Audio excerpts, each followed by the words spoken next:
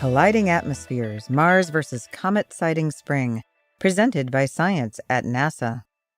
On October 19, 2014, Comet Sighting Spring will pass by Mars, only 132,000 kilometers away, which would be like a comet passing about one-third of the distance between the Earth and the Moon.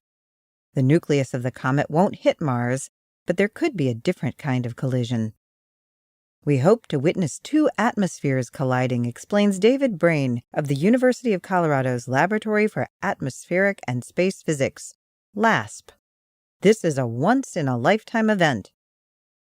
Everyone knows that planets have atmospheres. Lesser known is that comets do too. The atmosphere of a comet, called its coma, is made of gas and dust that spew out of the sun-warmed nucleus. The atmosphere of a typical comet is wider than Jupiter.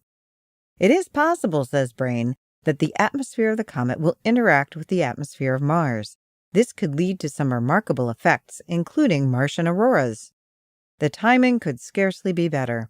Just last year, NASA launched the Mars Atmosphere and Volatile Evolution mission, better known as MAVEN, to study the upper atmosphere of Mars, and it will be arriving in September 2014, less than a month before the comet. MAVEN is on a mission to solve a long-standing mystery. What happened to the atmosphere of Mars? Billions of years ago, Mars had a substantial atmosphere that blanketed the planet, keeping Mars warm and sustaining liquid water on its surface.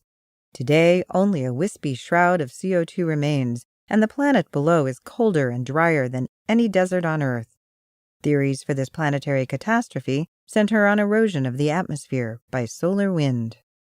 The goal of the MAVEN mission is to understand how external stimuli affect the atmosphere of Mars, says Bruce Jokoski of LASP, MAVEN's principal investigator. Of course, when we planned the mission, we were thinking about the sun and the solar wind. But Comet Sighting Spring represents an opportunity to observe a natural experiment in which a perturbation is applied and we can see the response. Brain, who is a member of the MAVEN science team, thinks the comet could spark Martian auroras. Unlike Earth, which has a global magnetic field that shields our entire planet, Mars has a patchwork of magnetic umbrellas that sprout out of the surface in hundreds of places all around the planet. If Martian auroras occur, they would appear in the canopies of these magnetic umbrellas. That is the one thing that we will be looking for with both MAVEN and Hubble Space Telescope, says Brain. Any auroras we see will not only be neat, but also very useful as a diagnostic tool for how the comet and the Martian atmosphere have interacted. The atmosphere of the comet includes not only streamers of gas, but also dust and other debris blowing off the nucleus at 56 kilometers per second relative to Mars. At that velocity, even particles as small as 0.5 millimeter across could damage spacecraft. NASA's fleet of Mars orbiters, including MAVEN, Mars Odyssey, and Mars Reconnaissance Orbiter, will maneuver to put the body of Mars between themselves and the comet's debris during the dustiest part of the encounter. It's not yet clear whether any significant dust or gas will hit the Mars atmosphere, cautions Jokoski, but if it does, it would have the greatest effects on the upper atmosphere. Meteoroids disintegrating would deposit heat and temporarily alter the chemistry of upper air layers. The mixing of cometary and Martian gases could have further unpredictable effects.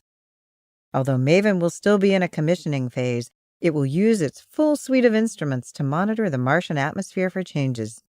By observing both before and after, we hope to determine what effects the comet dust and gas have on Mars, if any, says Jokoski. Whatever happens, MAVEN will have a ringside seat. For more news about Mars and Comet Sighting Spring, stay tuned to science.nasa.gov.